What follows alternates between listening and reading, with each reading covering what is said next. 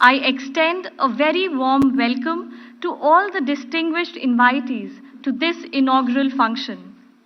Your gracious presence here adds immense value to this hallowed occasion when we have gathered to celebrate a historic day, a day when the Supreme Court of India came into existence in the newly born Sovereign Democratic Republic of India. As we enter into the 75th year of the Honorable Supreme Court of India, we are honored to have amidst us Shri Narendra Modi ji, Honorable Prime Minister of India, Dr. Justice Dhananjay Yashwant Chandrachud, the Chief Justice of India, Justice Sanjeev Khanna, Judge, Supreme Court of India, Shri Bhushan R. Gavai, Judge, Supreme Court of India, Shri Arjun Ram Meghwal ji, Minister of State for Law and Justice, Independent Charge, Shri R. Venkat Ramani, Learned Attorney General for India, Shri Manan Kumar Mishra, Chairman, Bar Council of India, and Dr. Adish C. Agarwala, President, Supreme Court Bar Association. We are also immensely honored to have amidst us Justice Bibi Rehana Mungli Gulbul, Chief Justice of Mauritius, Justice Obaidul Hassan, Chief Justice of Bangladesh, Justice Jayant C. Jaisurya, Chief Justice of Sri Lanka, Justice Bishwambar Prasad Shresht, Chief Justice of Nepal, and Justice Kinley Dorji, Judge, Supreme Court of Bhutan. On this landmark day, as we take a step back in time to celebrate the rich legacy and journey of the Supreme Court of India, an institution that has played a pivotal role in shaping the destiny of our nation, I humbly request Justice Sanjeev Khanna, Judge, Supreme Court of India, to kindly deliver the welcome address.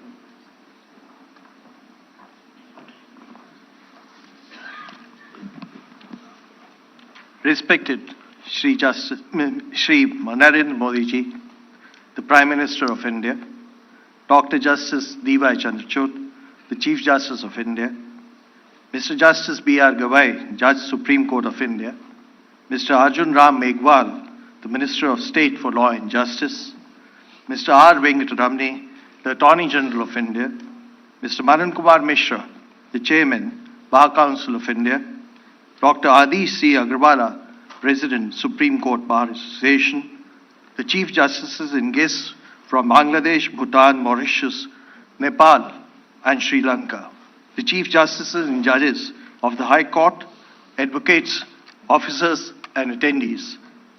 Namaskar and good afternoon. Today we are convened to mark a historic milestone, the commencement of the 75th year of the Supreme Court of India. In 1950, when we adopted the Constitution, the three wings were assigned monumental responsibility of transforming a newly independent nation into embodying the values and ethos of our Constitution. Dr. B.R. Ambedkar's words, constitutional morality has to be embodied in nation building. It has to be cultured in a nation like India, where everything is newborn. To achieve this ideal, the Supreme Court of India is bequeathed with wide and expansive jurisdiction by the Constitution. Today, this court handles the highest volume of cases among the apex courts globally. Established in 1950, the court then had sanctioned strength of 8 judges. In the first year, it had pronounced 43 judgments. Today, the court has a strength of 34 judges and pronounces more than 1,000 judgments per year. This court's rich history is replete with landmark decisions echoing the aspirations of our founders. As we look back, let our reflections be more than an exercise in nostalgia. Let it be a pledge to fulfill our constitutional responsibilities now and in foreseeable future. The court does not decide en banc as a full court. Initially, the court was convened in larger benches, but presently the court typically sits in smaller benches of 2 and 3 judges. Despite the need for consistency and certainty, this ensures diverse representation and acknowledges varied perspectives within the judicial system. Nevertheless, there exists a harmonious coherence among the benches, contributing to the evolution of law and establishment of precedents. This makes the court widely accessible and prioritizes accessibility to common litigants of our country.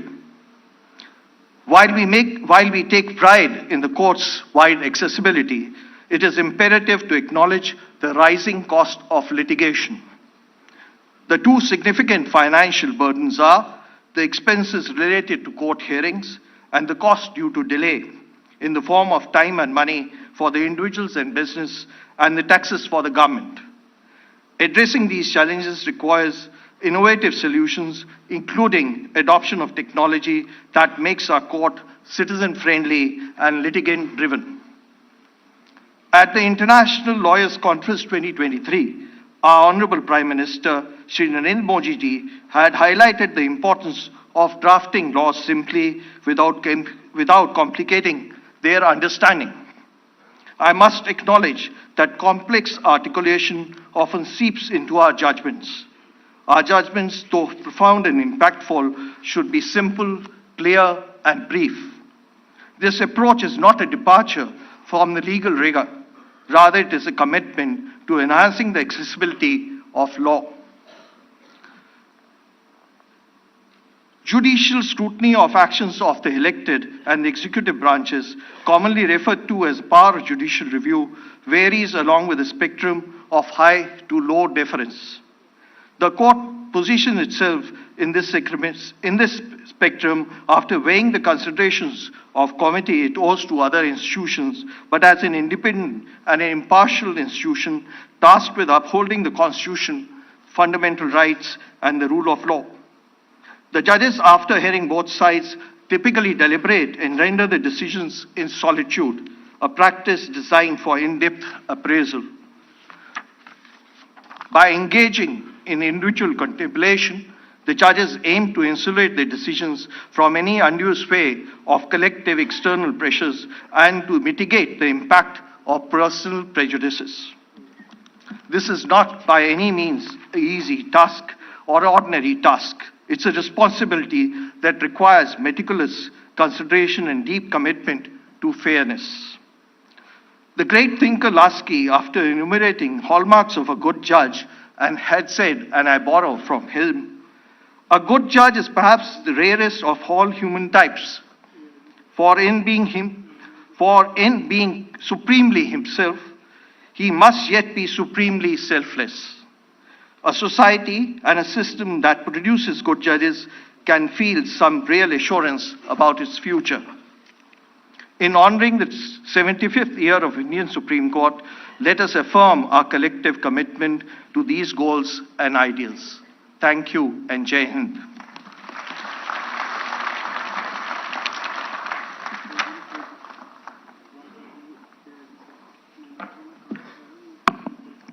Thank you so much, sir. I would now like to request Dr. Adish C. Agarwala, President, Supreme Court Bar Association, to august the August gathering. Thank you. I welcome all esteemed dignitaries to this August gathering. I feel proud that Honorable Prime Minister Shri Narendra Modi has spared his valuable time to celebrate commencement of Diamond Jubilee year of our Supreme Court.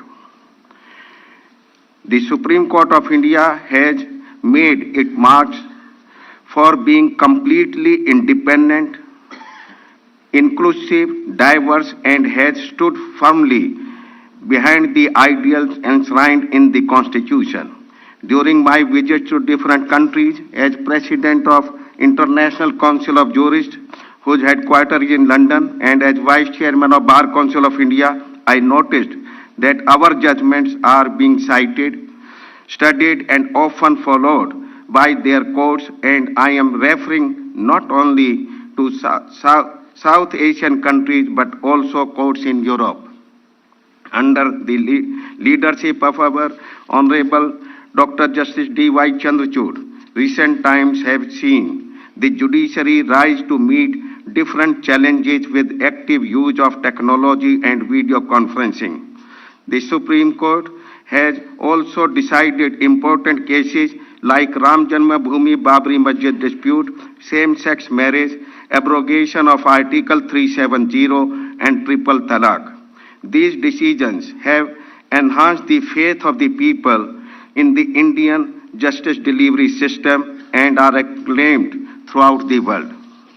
Our judges worked hard even during COVID times when most countries and their judiciary were not functional. The system of video conferencing, introduced and promoted by Honorable Dr. Justice D.Y. Chandrachud, has been a huge success. Since COVID-19, the High Courts and the District Courts in India have heard nearly 3 crore cases, and the Supreme Court heard more than 5 lakh cases in virtual hearings, making Bharat a world leader in virtual hearings. I am delighted to note that the current government of India does not resist any decision of the court which is aimed at bringing about a more equal and empowered society. Regarding the justice delivery machinery and its reforms, the government is being seen as a partner and not as opponent of the Supreme Court. On all fronts now, Honorable Prime Minister Shri Narendra Modi has provided a vision and a roadmap for the country to follow. We often hear the chant, Modi hai to mumkin hai. We have seen this happen in reality when bold decisions were taken, one after the other, during his leadership, which placed India on the expressway to becoming a superpower.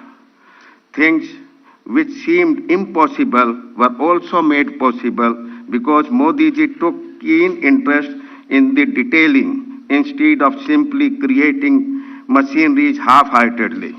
Leaders from most of the countries recognize you as a visionary statesman. You have also played a vital role in bringing about world peace and stability through diplomacy. Respected Prime Minister, you have recently overhauled the criminal laws and the law of evidence by bringing in new statutes in keeping with the changing times. This will strengthen our response to crimes and will enhance the faith of people in the law enforcement machinery. Honorable Prime Minister, as the President of the Supreme Court Bar Association, I may bring to your kind attention that our demand for providing chambers and cubicles, medical and life insurance to every regularly practicing member and the enactment of Central Advocates Protection Act are now pending with your government. Honorable Law Minister Shri Arjun Singh Meghwal has promised that the government will fulfill these long-standing demands. I am confident that these demands will also mumkin under your regime. I conclude by assuring both Prime Minister and Chief Justice that just as the government and the honorable courts have provided support to us, the bar to render all cooperation in all initiatives that help to bring people closer to justice. Jai Hind.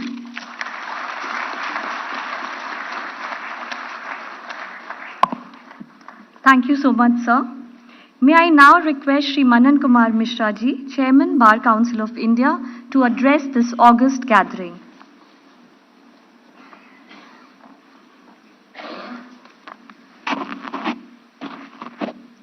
Dignitaries on the dais and off the dais, we have gathered here to celebrate the Diamond Jubilee year of our Supreme Court. On this occasion, I would first acknowledge the outstanding contributions of the former and sitting Chief Justices, judges, and stalwart lawyers who have helped the Supreme Court earn its reputation as one of the finest judicial institutions in the world. Started with 7 judges, with 1 Chief Justice, our Supreme Court has 34 judges today. Our Supreme Court is said to be the most powerful institution in the world.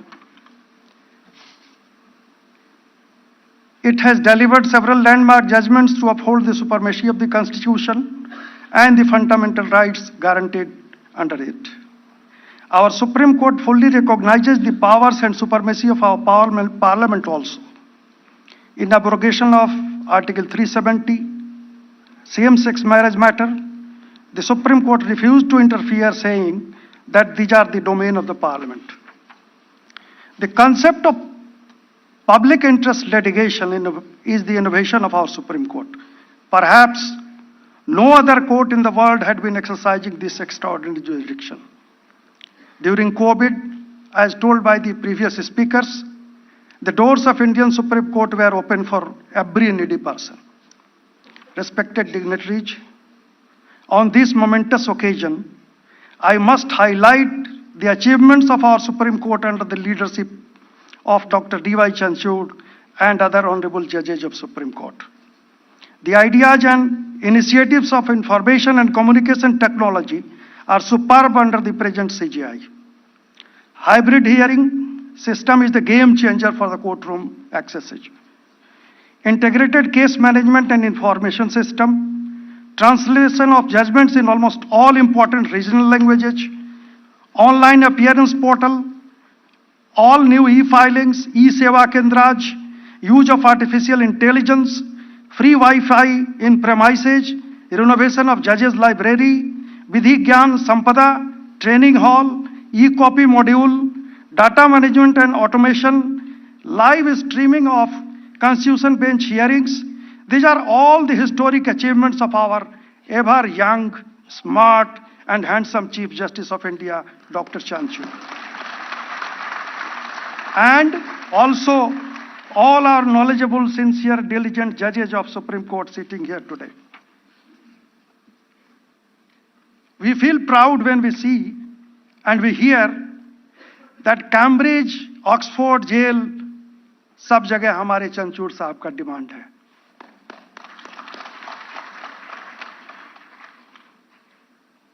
Sir, our honorable judges hear 60 to 100 cases daily.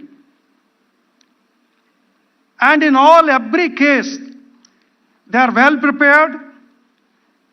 I can emphatically say that no judge of the top court of any other country has the capacity or zeal to do such hard and complicated works.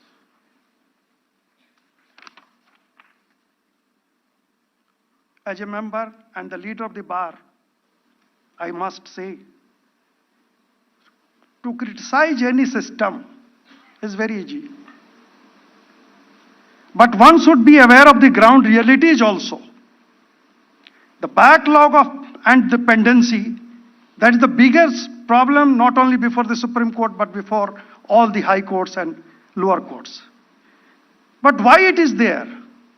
It is because of the immense faith of the people in our judiciary in the Supreme Court. One should realize that. We need more judges at all levels. And one more thing, the leaders of the bar are here, the Supreme Court leaders are here. Rosters, what matters should be listed before whom is not the job of the bar. It is for the Honorable Chief Justice and the Honorable Judges to decide. We are to protect the rights, privileges and interests of the lawyers, but at the same time, we have some limitations also. We should always keep it in mind. Now, something about our Honorable Chief Guest, Honorable the Prime Minister of India, who is sitting here on the dais.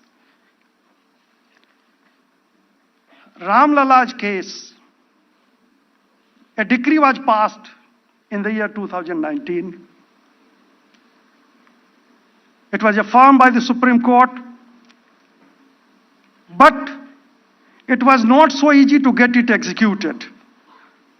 You all know the region and the situations existing at that time. Sir, It required a very strong willpower, confidence, dynamism, and expertise political skill, along with 56 inch ka sina to get it done. Otherwise, the judgment and decree would have been proved futile. Last, on 26th of January, I was in Patna. A few of my school friends, they came to me. As a lawyer, I can say, as a judge, I can't. What will happen to Lok Sabha elections, sir? आप तो chairman हो बार council of India के, आप हर जगह घूमते रहते हो, अभी 24 में क्या होगा? उसी में से एक ने जवाब दिया, अरे होगा क्या, इससे बढ़िया क्या होगा, जो हो रहा है वही होगा. Why? There is no unemployment, almost nil. गरीब कल्याण रोजगार अभियान आ गया. Daughters are no more liabilities. Beti Padhao Beti Bachao.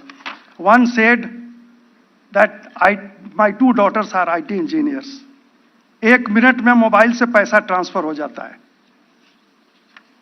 And this is the all gift of our honorable the chief guest sitting here today.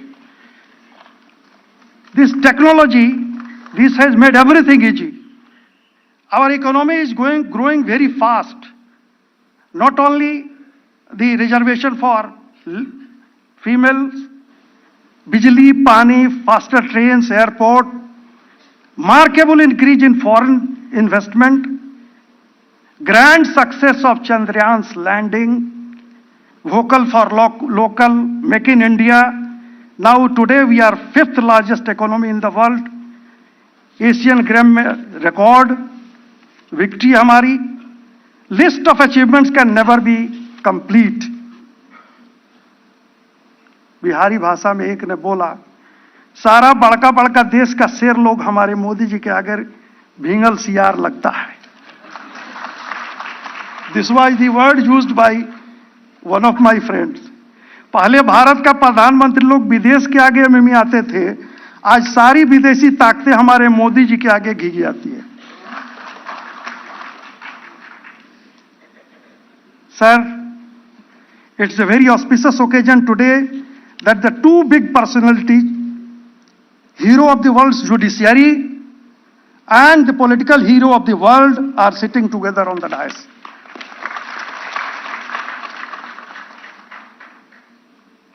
$500 वर्षों तक झेल रहे करोड़ों भारतीयों को मानसिक पीड़ा से उबारकर हमारे रामलला को पुनः भव्य राजमहल सा मंदिर बनवाकर देश में राम राज्य की पुनर्स्थापना करने वाले युग पुरुष, विश्व के सबसे लोकप्रिय, प्रभावशाली और शक्तिशाली राजनेता, विश्व भर में भारत का मान सम्मान और शान बढ़ाने वाले ऐतिहासिक प्रधानमंत्री माननीय नरेंद्र मोदी जी को देश के 25 लाख वकीलों और 140 करोड़ जनता का कोटिशः प्रणाम और नमस्कार, आभार. सर, आप स्वस्थ रहें, दीर्घायु हों. भगवान आपके नेतृत्व का लाभ इस देश को प्रदान कराते रहें. आने वाले समय में आपका नेतृत्व, हमारा भारत और शक्तिमान बने आपके नेतृत्व में, यही कामना है. जय Bharat.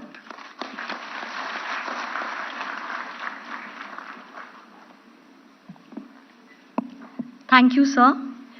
Moving ahead, I would now like to request Shri R. Venkatramani, Learned Attorney General for India, to say a few words on this historic occasion.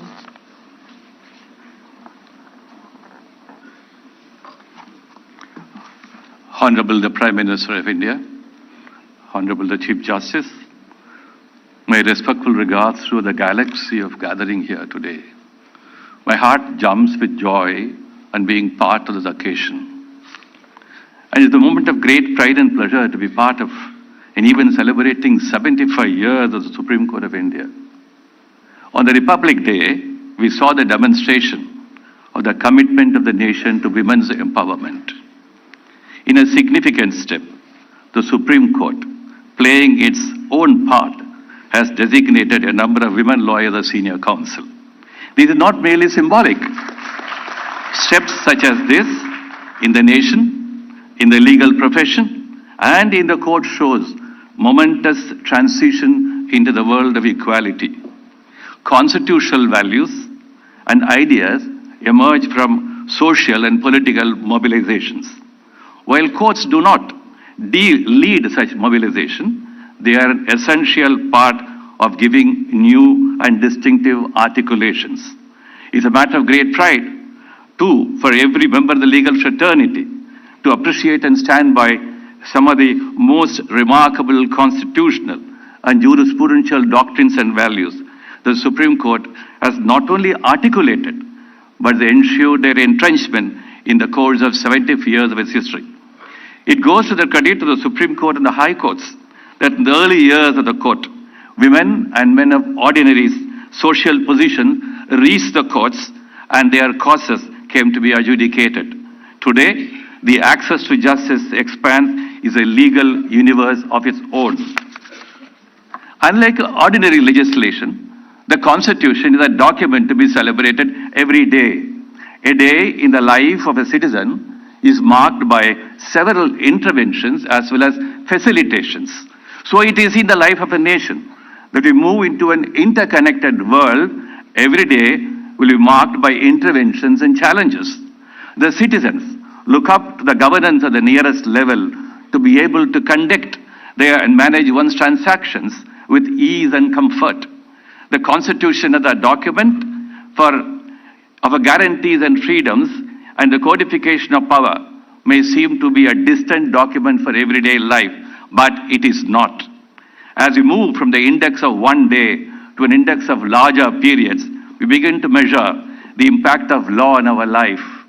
This is where the chronicles of the life of a nation and what we call progress in the arrangement of the affairs of the nation becomes important.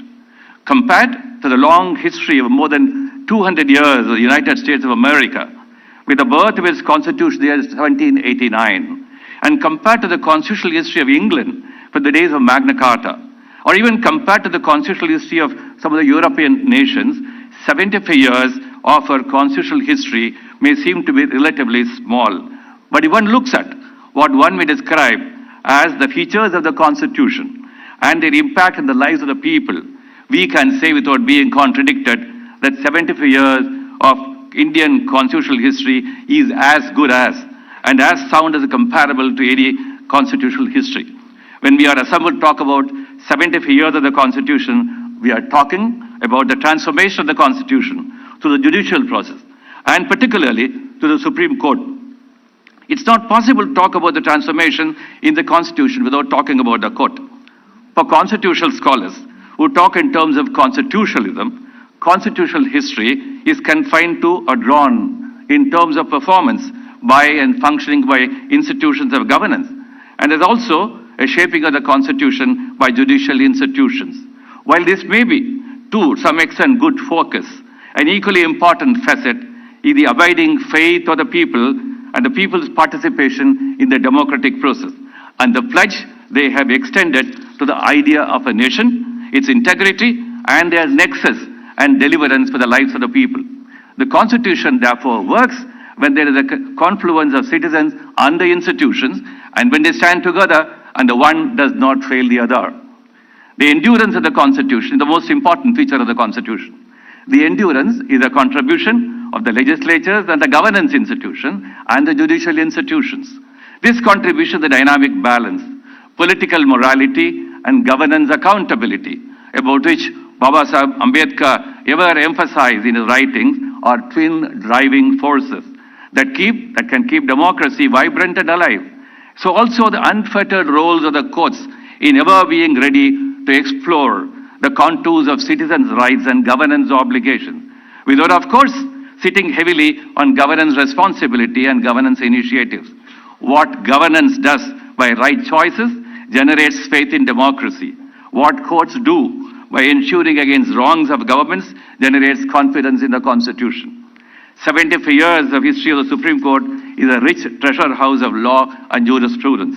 The contribution of the Supreme Court can be said to be unique in the sense that it has comprehended the diverse roles of the courts, but all tuned to standing by the sides of citizens in ever being vigilant in their protection and promotion. While we have borrowed from elsewhere we have our own demonstrations of native genius. The permeation of the native jurisprudential genius as part of rule of law in the country has to be measured on its own forms as a post-colonial narrative. The history of constitutional litigation, the court shows how it provided a window and option for ordinary citizens to occupy spaces hitherto held by the elite and the well-endowed. The promise of an egalitarian state where equal regard for all will be the governing mantra, while seemed far removed from citizens' participation at the time of the advent of the Constitution, got translated into an accessible pathway solely by reasons of the Supreme Court opening up its doors to all causes and concerns of citizens. To assess the state of constitutional adjudication, which happens in the highest court today, we can look at what was stated in the year 1951 by the then Chief Minister of the state of Hyderabad, unquote.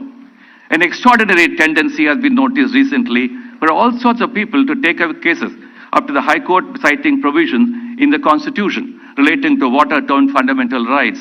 A woman has asked for a stay of an order served on her by a police asking her to leave the state for non-possession of a valid permit, while two displaced teachers were asked to pass a test of regional language have prayed for the issue of writ of mandamus, questioning the validity of the order. I quote, "This statement was a very narrow view of the role of the courts and citizens' access to justice. While there could be several points of view on the expansion of the role of the courts in dealing with the facets of governance, hitherto away from scrutiny by courts, it is the unalloyed assertion of independence of judiciary that has added richness and strength to the constitutional consciousness of the citizens of Bharat. Satya and Dharma are intertwined. They reinforce each other. Bharat will continue to symbolize both of these values of civilization. We pledge to be part of this constitutional consciousness. Jai Bharat.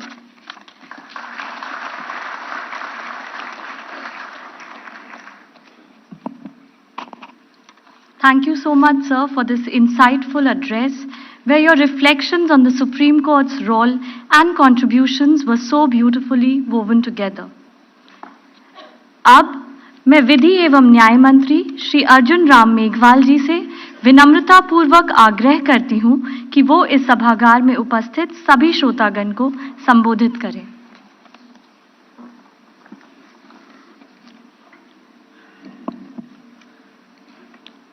Bharat के माननीय उच्चतम न्यायालय के 75 वर्ष पूर्ण होने के अवसर पर आयोजित इस भव्य कार्यक्रम में उपस्थित विश्व के सर्वाधिक लोकप्रिय नेता, विकसित भारत के संकल्प को सिद्धि में परिणित करने हेतु पूर्ण मनोयोग से लगे युग नायक भारत के यशस्वी प्रधानमंत्री आदरणीय श्री नरेंद्र मोदी जी, भारत के माननीय उच्चतम न्यायालय के मुख्य न्यायाधीश doctor D.Y. Chandrachud ji, justice Shri Sanjiv Khanna ji, न्यायाधीश supreme court, justice Shri B.R. Gavai साहब, न्यायाधीश supreme court, Shri R. Venkataramani ji, attorney general of India, Shri Manan Kumar Mishra ji, chairman bar council of India, doctor Adish Aggarwala, president supreme court bar association, तथा उपस्थित माननीय सुप्रीम कोर्ट के न्यायाधीशगण, विभिन्न हाई कोर्ट्स के माननीय मुख्य न्यायाधीशगण, श्रीलंका, बांग्लादेश, नेपाल, मॉरिशस व भूटान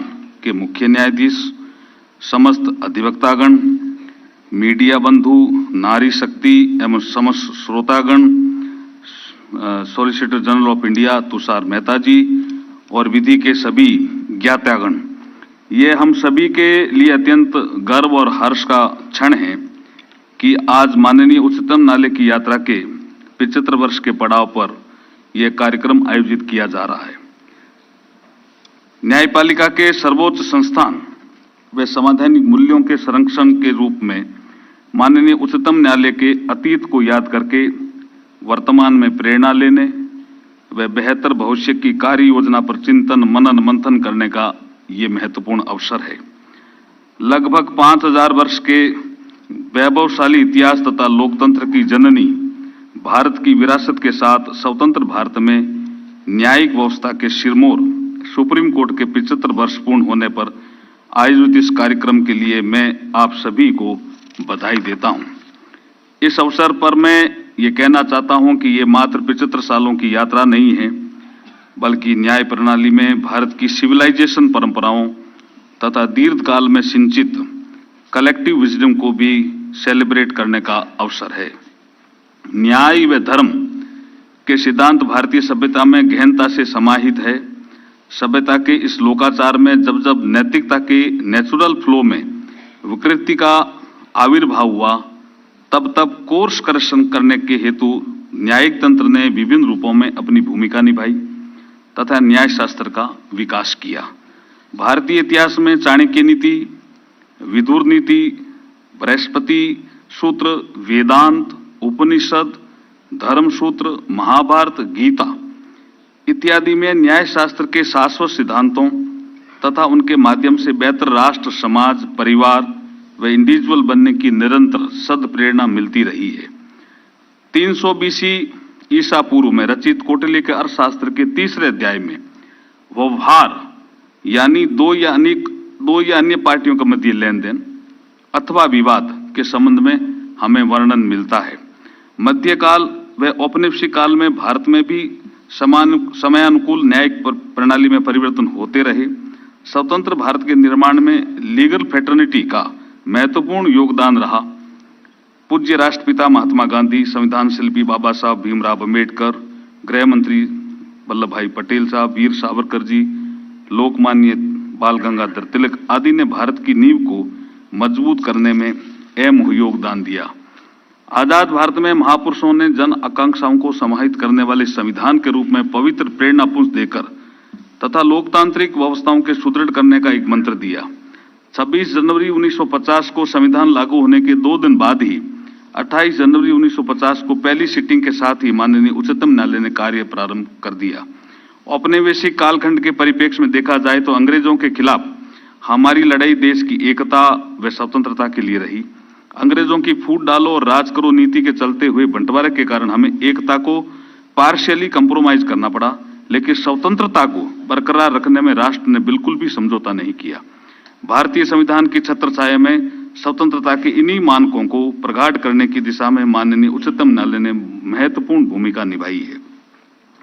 सुप्रीम कोर्ट में समय समय पर अपने निर्णयों से संवैधानिक मूल्यों को प्रगाढ़ किया है। इस यात्रा के दौरान सुप्रीम कोर्ट ने अनेक उल्लेखनीय माइलस्टोन क्रॉस किए हैं, जिनमें कुछ को मैं संक्षिप्त जिक्र करना चाहूंगा। केशवानंद भारती केस में सुप्रीम कोर्ट ने बेसिक स्ट्रक्चर के डॉक्ट्रिन के सिद्धांत की व्याख्या की।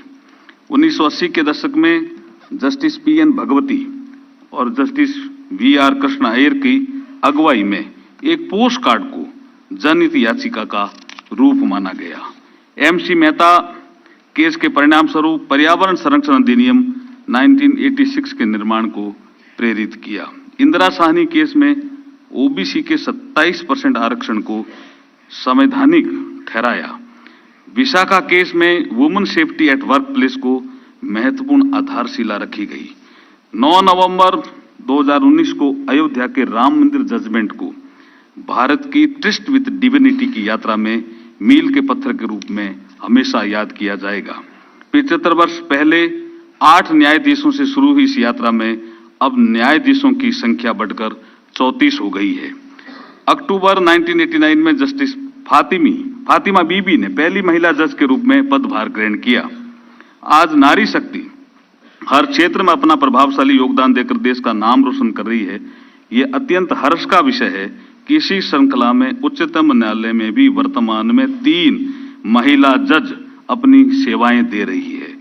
आज इस देश में अमृतकाल में वर्ष 2047 तक विकसित भारत बनने का संकल्प ले चुका है। तब प्रधानमंत्री श्री नरेंद्र मोदी जी के नेतृत्व में होल ऑफ गवर्नमेंट अप्रोच से न्यायपालिका के साथ सहयोगात्मक रूप से बेहतर जस्टिस इकोसिस्टम बनाने हेतु हम प्रतिबद्ध है।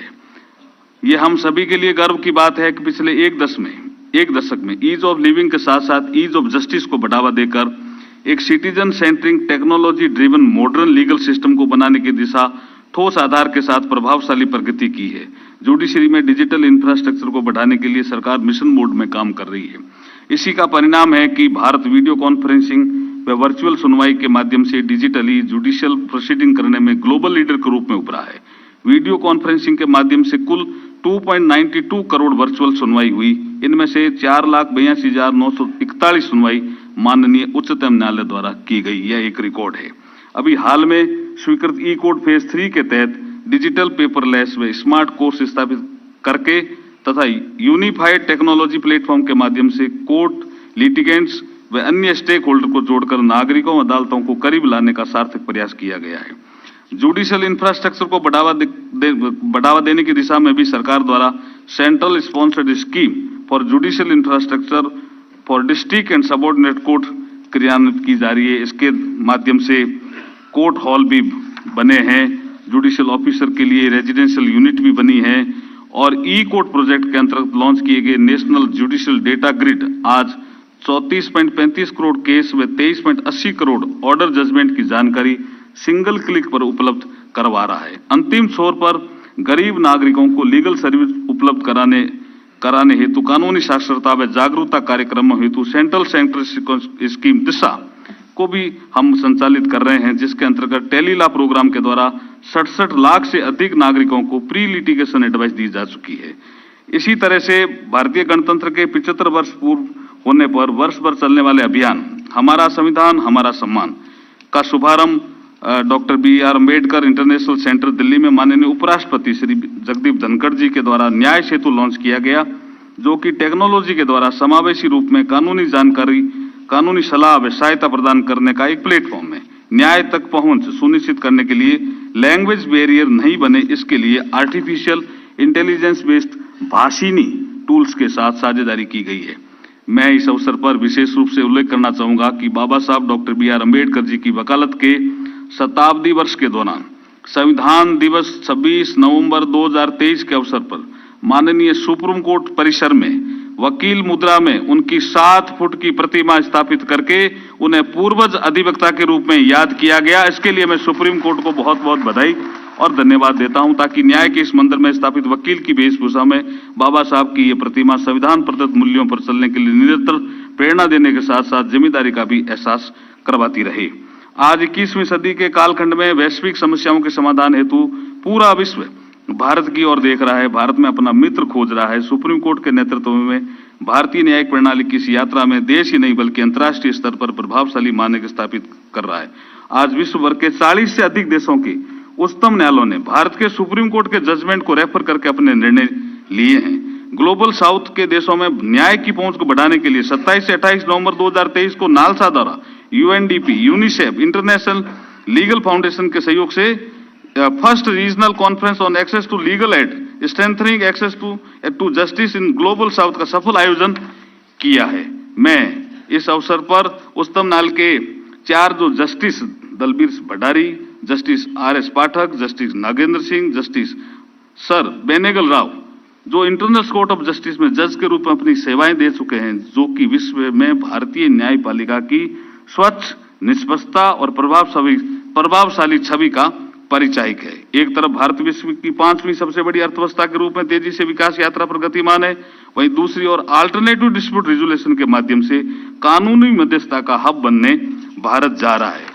मैं इस अवसर पर कानून और न्याय मंत्रालय ने जो विजन 2047 के रूप में जस्टिस फॉर ऑल का लक्ष्य प्रस्तावित किया है, इसके अंतर्गत speedy, affordable and technology enabled citizen centring doorstep justice delivery system के द्वारा न्याय की सुगम पहुंच का लक्ष्य रखा गया है। आज अमृतकाल के अंदर आत्मविश्वास से परिपूर्ण भारत देश आत्मनिर्भर होकर 2047 तक विकसित होने के लक्ष्य पर आगे बढ़ रहा है। इस लक्ष्य की प्राप्ति के लिए एक मजबूत, निष्पक्ष एवं स्वतंत्र न्यायिक व्यवस्था के आधार स्तंभ के रूप में सुप्रीम कोर्ट महत्वपूर्ण भूमिका निभाएगा। न्याय का मंदिर बना रहे सर्वोच्च न्यायालय हमारा, न्याय का मंदिर बना रहे सर्वोच्च न्यायालय हमारा, संविधान का रक्षक बना रहे सर्वोच्च न्यायालय हमारा।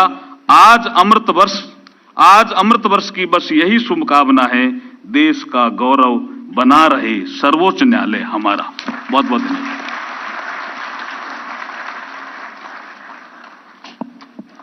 धन्यवाद माननीय मंत्री जी।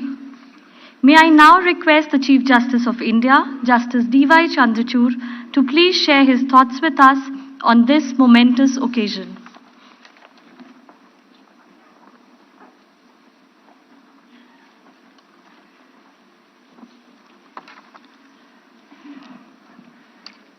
Honorable Prime Minister of India, Shri Narendra Modi ji, my colleague judges of the Supreme Court of India, Chief Justice Obaidul Hassan, Chief Justice of Bangladesh, Justice Kinle Dorji, Judge Supreme Court of Bhutan, Chief Justice Bibi Rehana Mungli Gulbul, Chief Justice of Mauritius, Chief Justice Bishwambar Prasad Shrestha, Chief Justice of Nepal, Chief Justice Jayant Jayasurya, Chief Justice of Sri Lanka, Chief Justices and Judges of the High Courts, former Chief Justices of India and Judges of the Supreme Court of India, Mr. R. Venkatramani, Attorney General for India, Mr. Tushar Mehta, Solicitor General of India, Mr. Manan Kumar Mishra, Chairman of the Bar Council of India, Dr. Adish C. Agarwal, President and Executive Committee of the Supreme Court Bar Association, President and members of the Supreme Court Advocates on Record Association, Vice Chancellors of the National Law and other universities,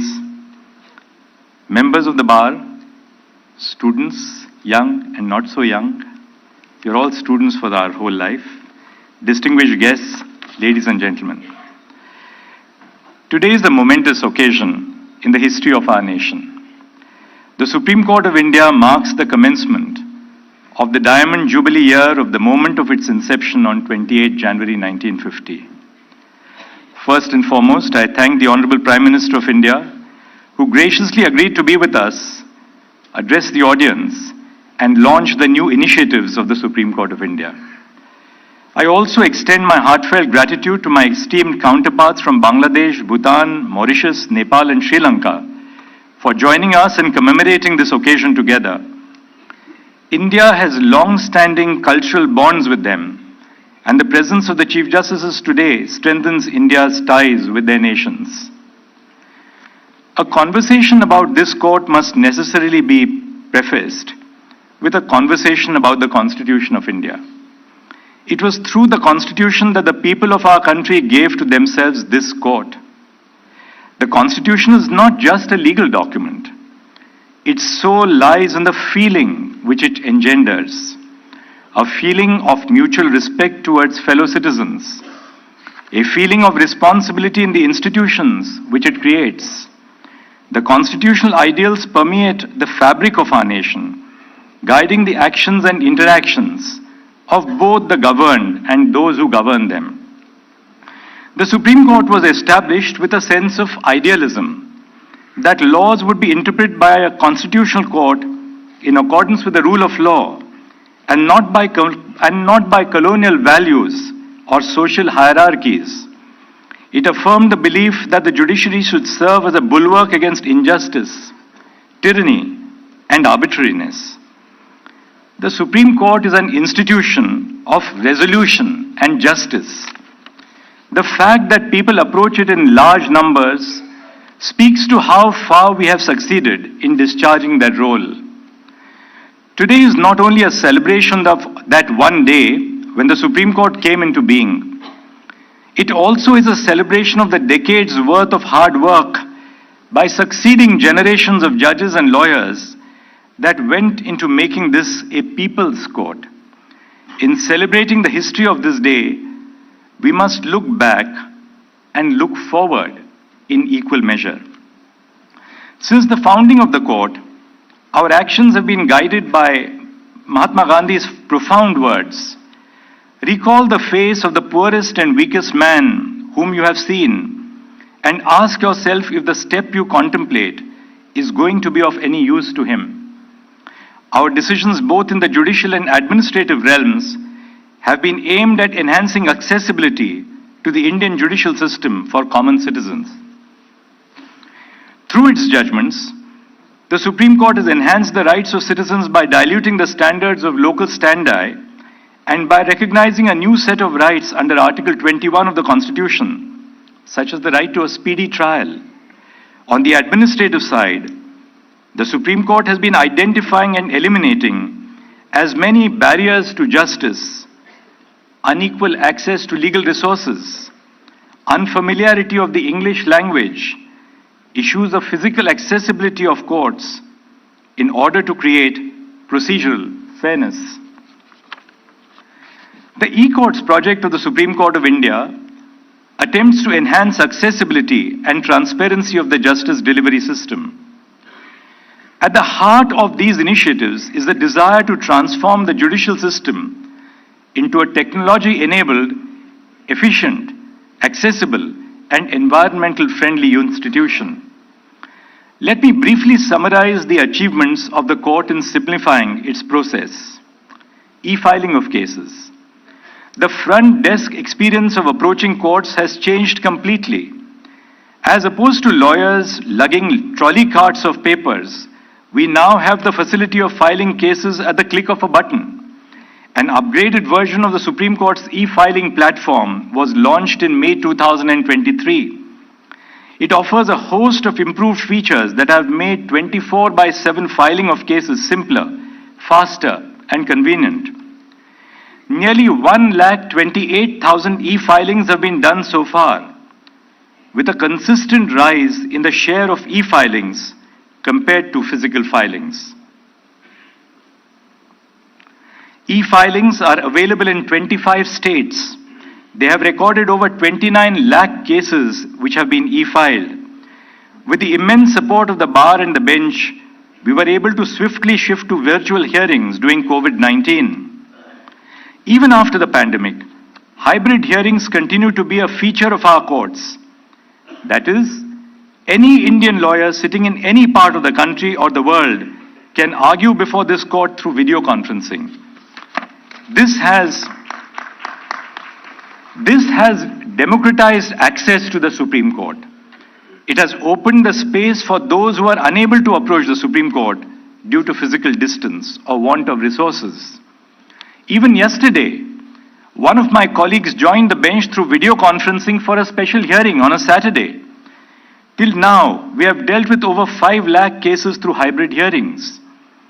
The live proceedings of the Supreme Court Constitutional Bench hearings are popular and speak to the genuine curiosity that people have towards our courts and procedures. Focus on scanning and digitization. The Supreme Court of India today operates in a near complete paperless mode, with almost all benches using digitized paper books. Judges are provided with scanned, bookmarked, and digitally signed case records, which they access, read, annotate, and preserve for their reference at their residences and in courtrooms. More than 13 lakh legacy and live case records, with approximately 10 crore pages, have been digitized. Futuristic courts. The Supreme Court has enabled futuristic court technology in 3 courtrooms, and soon other courtrooms shall be equipped with such technology. This technology facilitates paperless proceedings, a comprehensive digital library for the bench and the advocates, state-of-the-art video conferencing, large video walls, smart monitors, and document visualizers, all of which redefine the courtroom experience. Office automation. Adoption of e-office has enabled the officers of the Supreme Court Registry to perform their routine works in a paperless mode.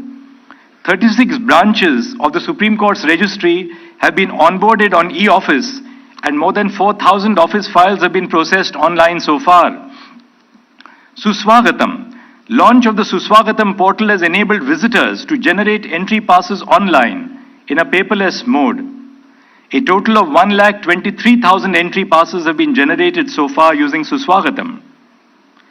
We are also transcribing oral arguments in matters before constitution benches, which can be accessed on the Supreme Court website.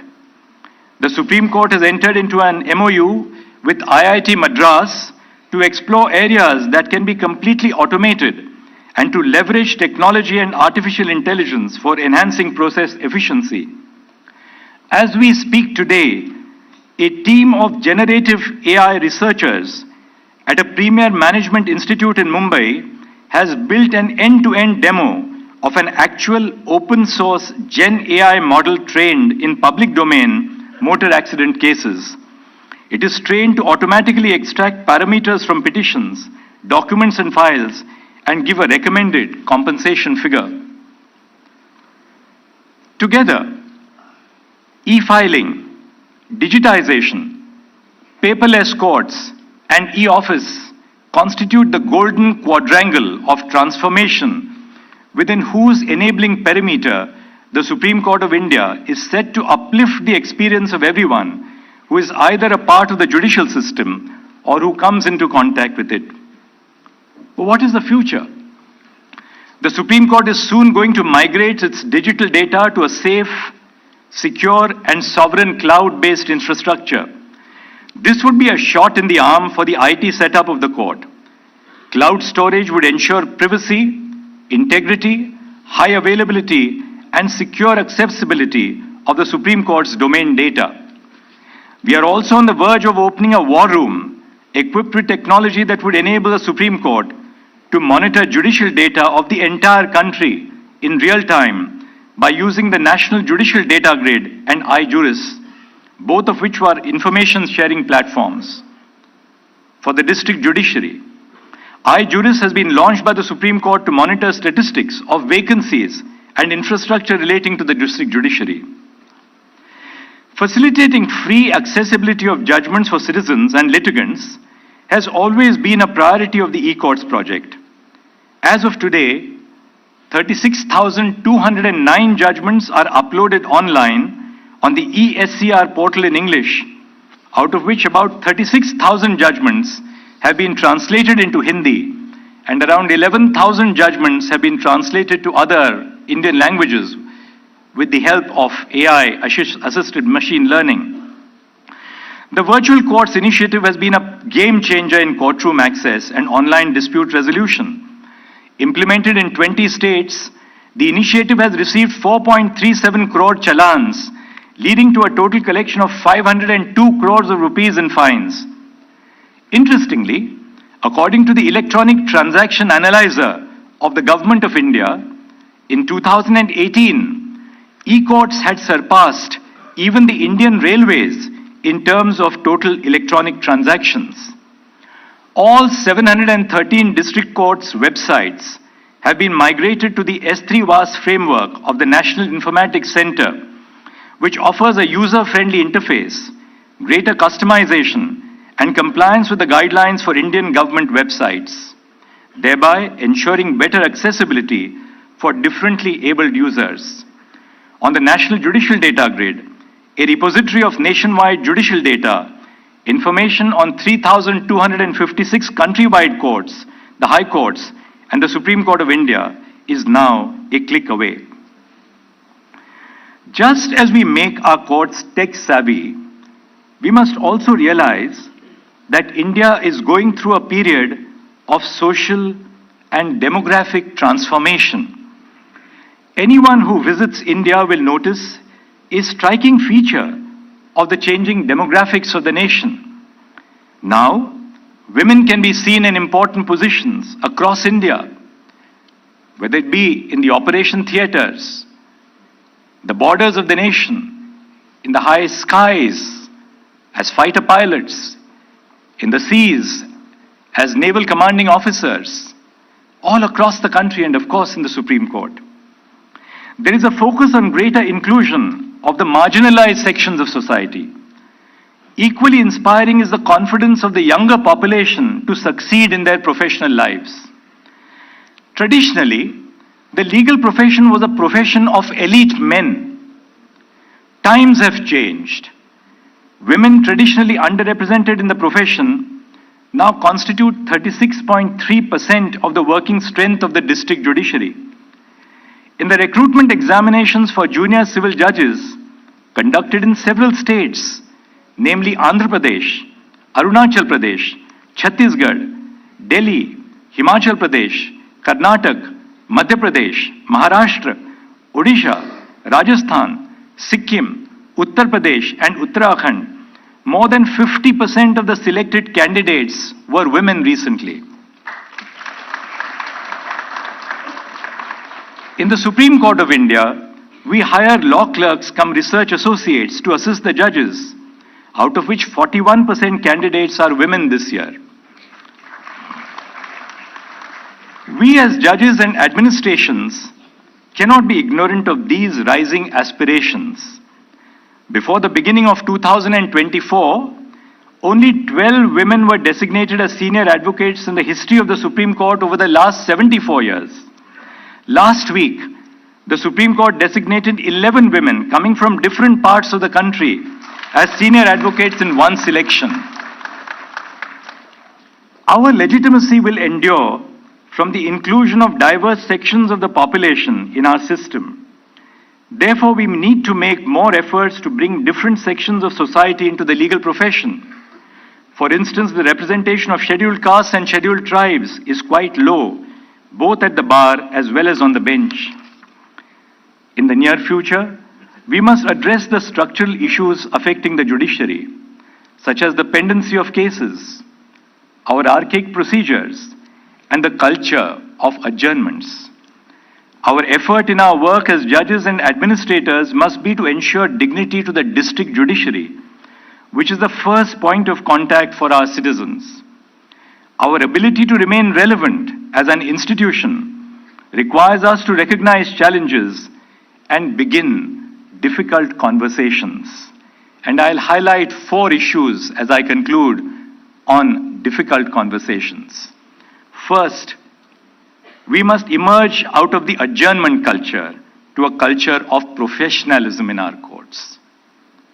Second, we have to ensure that the length of oral arguments does not interminably delay judicial outcomes and lead to the capture of judicial institutions by the powerful and the mighty. Third, the legal profession must provide a level playing field for first-generation lawyers, men, women, and others from marginalized segments who have the will to work hard and the potential to succeed. And fourth, let us begin the conversation on long vacations and decide, of course in consultation with the bar, whether alternatives such as flexi time for lawyers and judges is possible. The 75th year since the founding provides an opportunity to meet these challenges and step into the future with an honest assessment of our progress. We must reflect on the journey that we have traversed and renew our pledge to uphold the Constitution within and beyond our courtrooms. Our mission to make the judiciary accessible to all would be incomplete without the support of our high courts. I thank the judges and the staff of all the high courts, as indeed I thank my own colleagues and staff in the Supreme Court in facilitating our initiatives which are being launched today. Thank you. Namaskar.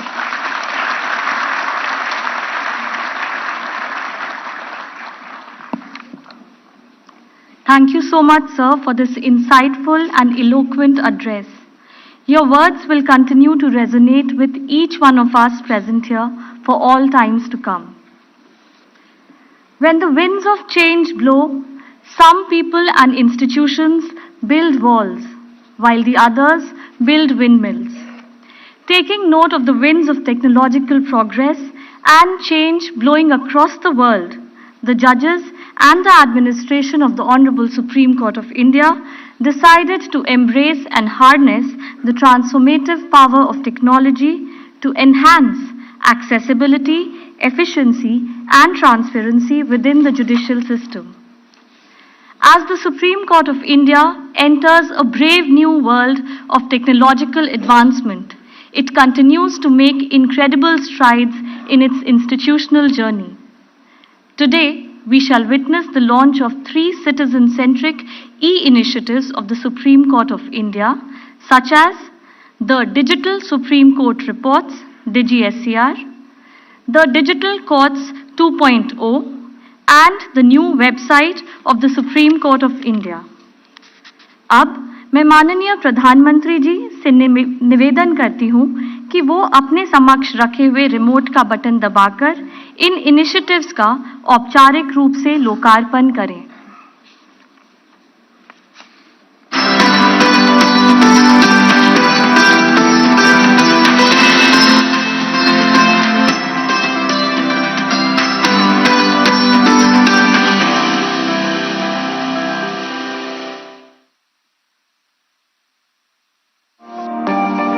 The Supreme Court of India has consistently striven to assimilate tools of technology in its core operations to enhance access to justice and improve administration of justice. supported by National Informatics Center of the Ministry of Electronics and Information Technology, Government of India in this endeavor. The court has launched a series of citizen-centric services with the aid of IT. On the historic Diamond Jubilee celebrations, the Supreme Court adds 3 more initiatives to its repertoire of e-services. DSCR marks the commitment of Supreme Court of India to make its judgments available to citizens, especially law students and young lawyers, free of cost in easily accessible digital format. DSCR shall provide free access to all 519 volumes of the Supreme Court reports since 1950. Volume-wise, bookmarked and in open access, easily available for download. Users can view the reports in any mode of their choice. The reports can be accessed in standard HTML mode for quick viewing. One may choose the flip viewing option for book-like experience while browsing through any chosen report. The reports can also be viewed in a PDF format. Using DSCR, a user can easily cite and email the digital report to one or more persons. The platform provides multiple search parameters such as party name, year, volume, case type, etc. to enable wide searchability for the users. DSCR marks a monumental shift from print to digital format, contributing to environmental sustainability by eliminating carbon footprint associated with print publications. The Supreme Court of India has also launched the ESCR platform, which provides free digital access of its reportable judgments. ESCR is available in English and Hindi languages. To ensure wider access, the Supreme Court of India is translating its judgments in Hindi and other Indian languages using machine learning technology. Around 36,000 judgments have been translated in Hindi and nearly 11,000 judgments have been translated in other Indian languages. Digital Courts 2.0 has been launched by the E-Committee in collaboration with Department of Justice under E-Courts project to make court records available to judges of district courts, coupled with use of artificial intelligence for transcribing speech to text. Integration of Digital Courts 2.0 with NIC's artificial intelligence powered tool Shruti shall facilitate judges to dictate orders, judgments and record testimonies of witnesses on real-time basis, thereby ensuring a speedy judicial process. संक्षेप में अभियोजन का मामला यह है कि 14 जनवरी 2016 को प्रातः 7 बजे अपीलकर्ता का दूसरे प्रत्यर्थी शिकायतकर्ता इसके बाद के साथ जल निकासी के मुद्दे पर विवाद चल रहा था. The dictated text will be converted to document format using built-in template with QR code, case number, party details, advocates and name and designation of judge. Digital Court 2.0 will enable the presiding officer to speed up daily court proceedings, ensuring accuracy and efficiency, and also result in a big leap towards complete transition to paperless court. Presently, Shruti provides automatic speech recognition for 7 languages, namely English, Hindi, Marathi, Tamil, Telugu, Kannada, and Bangla. The E-Committee intends to implement the Digital Courts 2.0 in a phased manner across district courts of the country. Marking another milestone in transparency and accessibility, the Supreme Court of India has, in close coordination with NIC, launched its brand new revamped website offering an improved user experience for citizens through its dynamic functional design, user-friendly interface and robust content management. The revamped website offers convenient access to a bouquet of information on the organization, quick links of essential technology-based services, key documents and important updates and notices for advocates, litigants, court official and citizens. Developed within the S3WAAS framework of NIC, the new website ensures greater accessibility for differently abled users and is fully compliant with requirements of government websites. The website will be available in English and Hindi languages for wider access. Committed to make the judicial process accessible and efficient, the Supreme Court of India is all set to revolutionize the courtroom experience by adopting cutting-edge futuristic technology. Futuristic court technology has already been deployed in 3 courts, including Chief Justice's Court, with the remaining courtrooms to be equipped with such technology very soon.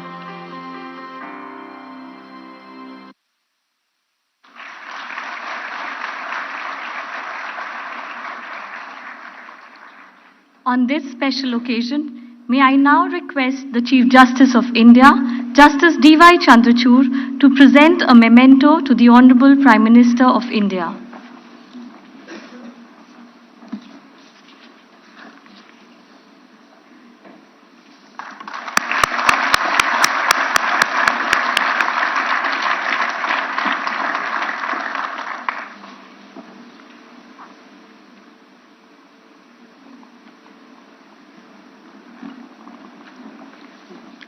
अब मैं आदरणीय प्रधानमंत्री जी से विनम्र निवेदन करती हूं कि वो इस सभागार में उपस्थित सभी गणमान्य अतिथियों एवं श्रोतागण को अपने अमूल्य शब्दों से संबोधित करें।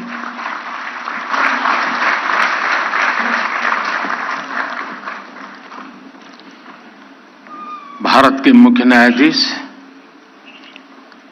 डी.वाई. चंद्रचूड़ जी, सुप्रीम कोर्ट के न्यायमूर्तिगण, विभिन्न हाई कोर्ट के मुख्य न्यायाधीश, विदेशों से आए हुए हमारे मेहमान जजेस, केंद्रीय कानून मंत्री अर्जुन राम मेघवाल जी, अटॉर्नी जनरल वेंकट रमानी जी, बार काउंसिल के chairman Manan Kumar Mishra ji, supreme court bar association के अध्यक्ष डॉक्टर आदिश अग्रवाला जी, अन्य महानुभाव, देवी और सज्जनों, 2 दिन पहले भारत के संविधान ने अपने 75 वर्ष में प्रवेश किया है। आज भारत के सुप्रीम कोर्ट के भी 75वें वर्ष का शुभारंभ हुआ है। इस ऐतिहासिक अवसर पर आप सभी के बीच आना अपने आप में सुखद है। मैं आप सभी न्यायविदों को इस अवसर पर अपनी शुभकामनाएं देता हूं। साथियों, भारत के संविधान निर्माताओं ने स्वतंत्रता, समानता और न्याय के सिद्धांत वाले स्वतंत्र भारत का सपना देखा था। भारत के सुप्रीम कोर्ट ने इन सिद्धांतों के संरक्षण का निरंतर प्रयास किया है। अभिव्यक्ति की आजादी हो, व्यक्तिगत स्वतंत्रता हो, सामाजिक न्याय, सोशल जस्टिस हो, सर्वोच्च न्यायालय ने भारत की वाइब्रेंट डेमोक्रेसी को निरंतर सशक्त किया। 7 दशकों से भी लंबी इस यात्रा में सुप्रीम कोर्ट ने इंडिविजुअल राइट्स और फ्रीडम ऑफ स्पीच पर कई महत्वपूर्ण निर्णय किए हैं। इन फैसलों ने देश के सोशियो-पॉलिटिकल परिवेश को एक नई दिशा दी है। साथियों, आज भारत की हर संस्था, हर संगठन, कार्यपालिका हो या विधायिका, अगले 25 वर्षों के लक्ष्यों को सामने रखकर काम कर रही है। इसी सोच के साथ आज देश में बड़े बड़े रिफॉर्म्स भी हो रहे हैं। भारत की आज की आर्थिक नीतियां कल के उज्जवल भारत का आधार बनेगी। भारत में आज बनाए जा रहे कानून कल के उज्जवल भारत को और मजबूत करेंगे। बदलती हुई वैश्विक परिस्थितियों में आज पूरी दुनिया की नजर भारत पर है। पूरी दुनिया का भरोसा भारत पर बढ़ रहा है। ऐसे में आज भारत के लिए जरूरी है कि हम हर अवसर का लाभ उठाएं, कोई भी अवसर जाने न दें। आज भारत की प्राथमिकता है ease of living, ease of doing business, ease of travel, ease of communication और साथ ही ईज ऑफ जस्टिस। भारत के नागरिक ईज ऑफ जस्टिस के हकदार है और सुप्रीम कोर्ट इसका प्रमुख माध्यम है। साथियों, देश की पूरी न्याय व्यवस्था सुप्रीम कोर्ट के दिशा निर्देशों और मार्गदर्शन आपके गाइडेंस पर निर्भर होती है।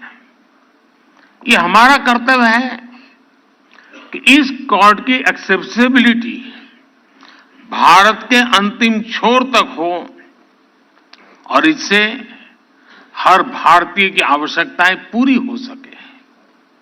इसी सोच के साथ कुछ समय पहले ई कोर्ट मिशन प्रोजेक्ट के तीसरे चरण को स्वीकृति दी है। इसके लिए दूसरे फेज से 4 गुना ज्यादा राशि को मंजूरी दी गई है। ये तो आपका विषय है, ताली बजा सकते हैं।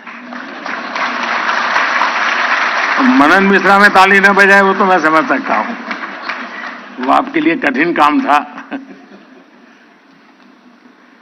मुझे खुशी है कि देश भर की अदालतों के डिजिटाइजेशन को चीफ जस्टिस चंद्रचूड़ खुद मॉनिटर कर रहे हैं। ईज ऑफ जस्टिस के प्रयासों के लिए मैं उन्हें बधाई देता हूं। साथियों, हमारी सरकार अदालतों में फिजिकल इंफ्रास्ट्रक्चर को सुधारने के लिए भी प्रतिबद्ध है। 2014 के बाद से इसके लिए 7,000 करोड़ रुपए से ज्यादा राशि वितरित की जा चुकी है। मैं वर्तमान सुप्रीम कोर्ट बिल्डिंग में आप सभी को आ रही दिक्कतों से भी अवगत हूं।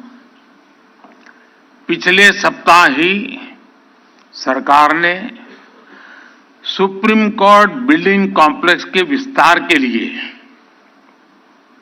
800 करोड़ रुपए की धनराशि स्वीकृत की है।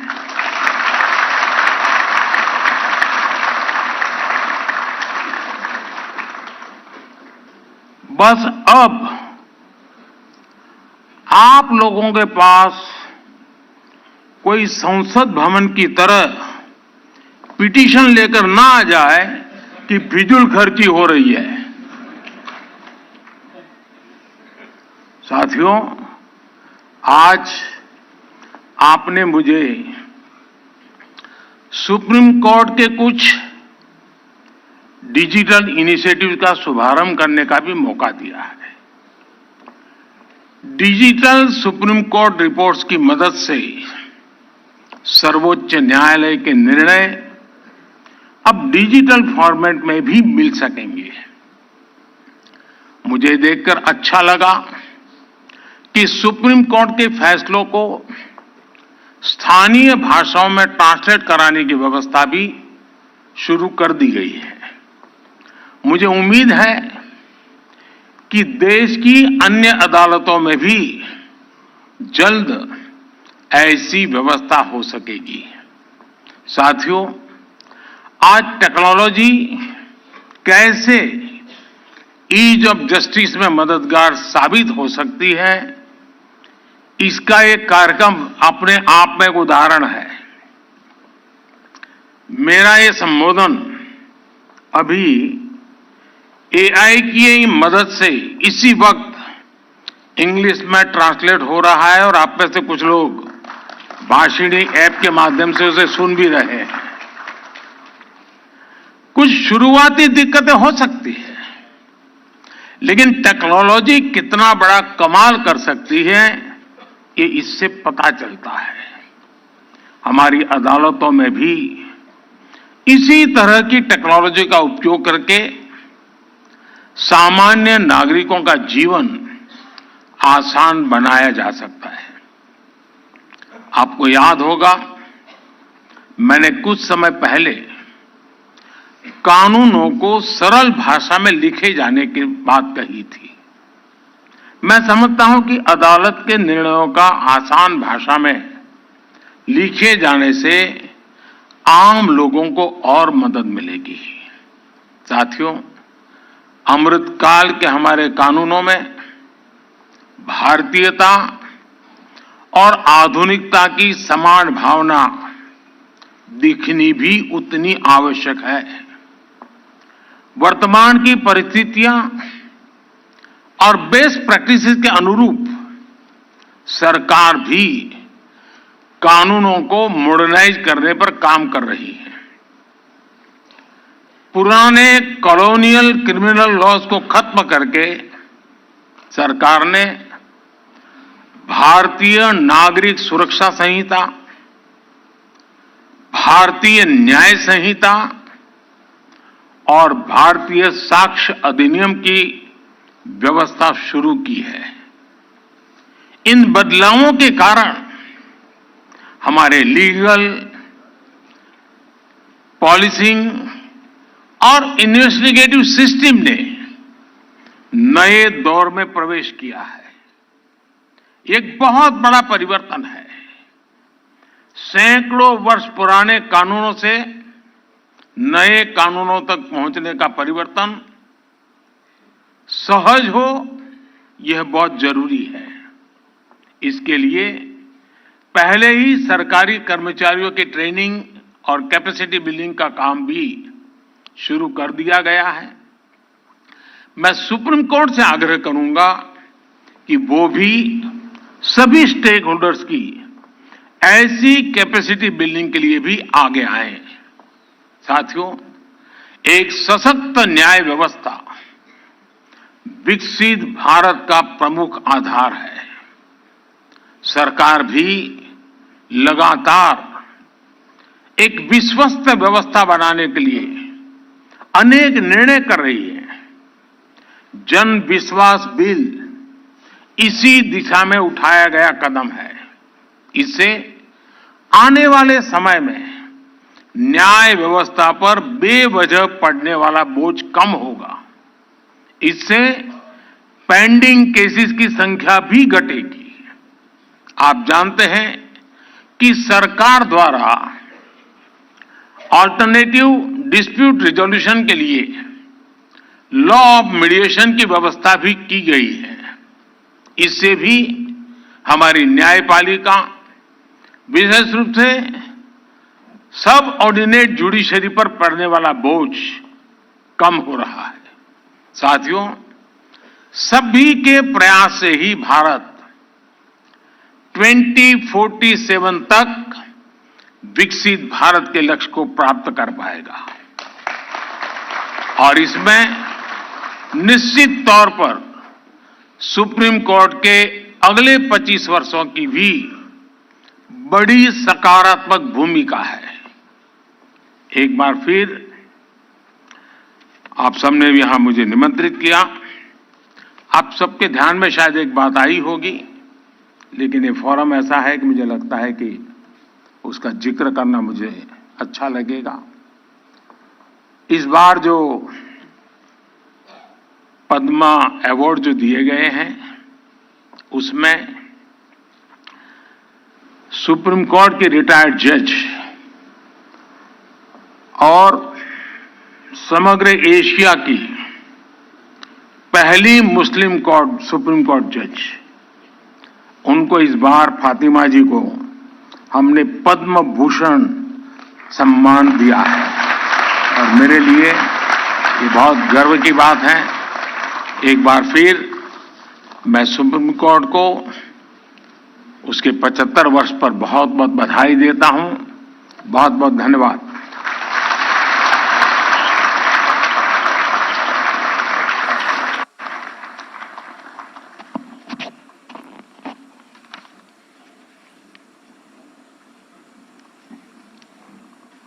आदरणीय प्रधानमंत्री जी, आपके गरिमामय उद्बोधन के लिए हम तहे दिल से आपको आभार व्यक्त करते हैं। Finally, I request Justice B.R. Gavai, Judge, Supreme Court of India, to kindly deliver the vote of thanks.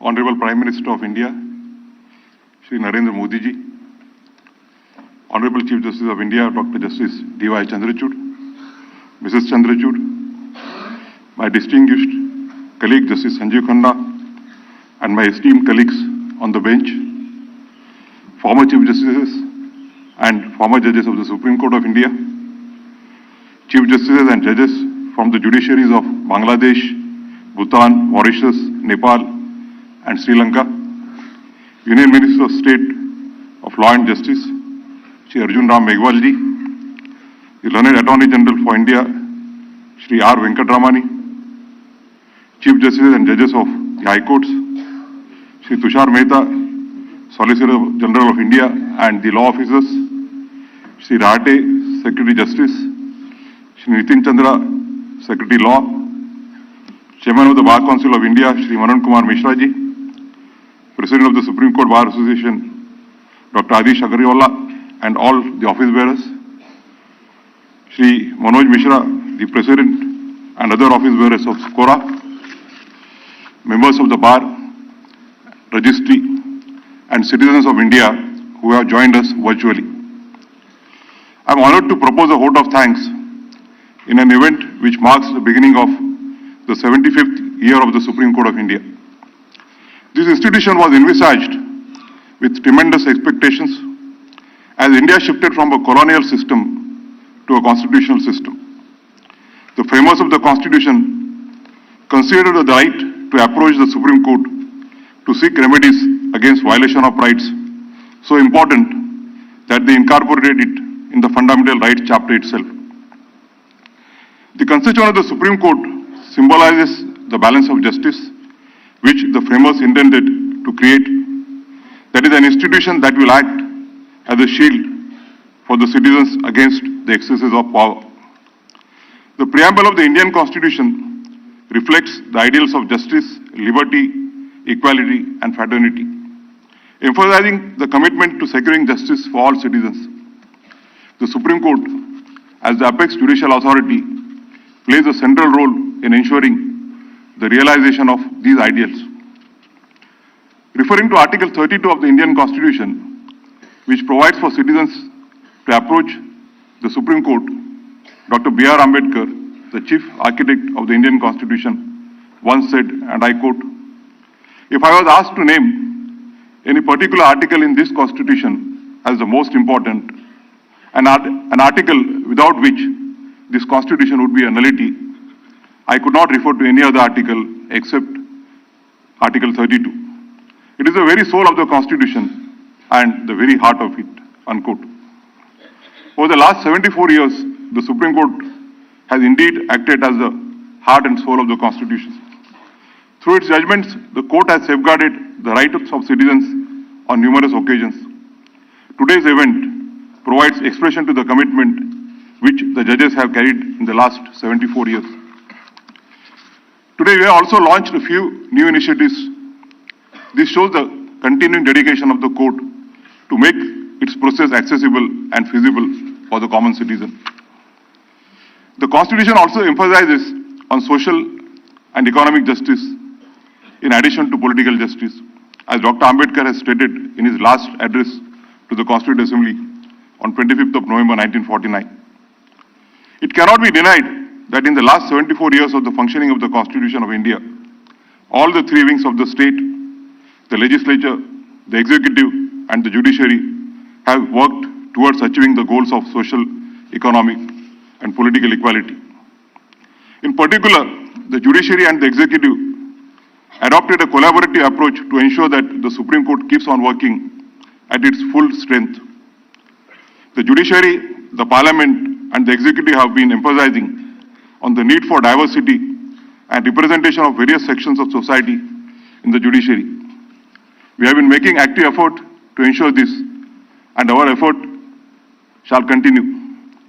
Since the Honorable Chief Justice of the High Courts are present here, I would earnestly request them to keep this in mind while making recommendations of elevations for the various High Courts. I thank the Honorable Prime Minister of India from the bottom of my heart for sparing time from his busy schedule to join us and share his thoughts and vision today, and also for launching the new initiatives of the Supreme Court of India. I extend my thanks to the Chief Justice of India, who as the head of the family of Indian judiciary, took a lead in organizing today's extraordinary event. I am grateful to Honorable the Chief Justice of India for fulfilling the long-standing demand of installing the statue of Dr. B.R. Ambedkar in the premises of the Supreme Court of India, and also for giving me an opportunity to play an important role in the said project. It is only because of Dr. Ambedkar and the Constitution of India as framed by him and his colleagues, a person like me, who began his schooling in a municipal school situated in a slum area, could reach to this position. I will be failing in my duty if I do not place on record my deep appreciation for the efforts taken by the learned Secretary General and the team of the Supreme Court Registry involved in this project in completing the task in the shortest possible time. Thanks to my colleague Justice Sanjeev Khanna and my other colleagues from the bench for their contributions in today's event. I also thank Shri Arjun Ram Meghwal, the Union Minister of State for Law and Justice, for his continuous support in our endeavors. I also thank distinguished guests on the dais and off the dais, including Honorable Chief Justices and Justices from the neighboring countries, respected former Chief Justices of India and judges of the Supreme Court, Honorable Chief Justices and judges of the High Courts, and the members of the bar for taking out time from their schedule today. Lastly, I thank the Supreme Court Registry and its staff for organizing this event so efficiently. Under the leadership of the Chief Justice of India, the registry comprises senior officers and young officers drawn from different parts of the country, whose combined energy forms the backbone of the working of the Supreme Court. We look forward to the year-long celebrations that will be organized by the Supreme Court of India over this entire year, with a focus on engaging with the citizens. As it is said in Marathi, Janteche Kalyan ha पहिला कायदा आहे. People's welfare is our first rule. Thank you very much. Jai Hind.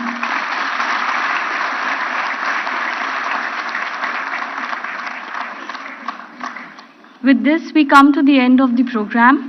I request the august gathering here to kindly wait until the Honorable Prime Minister and other distinguished dignitaries leave the auditorium.